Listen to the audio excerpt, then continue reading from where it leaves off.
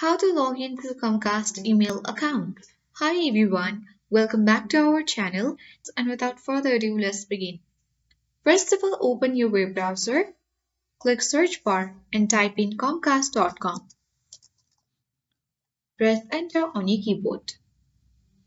Then you will land on the official interface of Comcast email,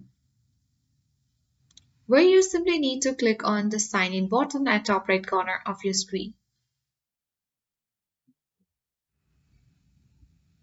Now here you need to simply enter your email, mobile or username to sign in with your Xfinity ID and click on the Let's Go button.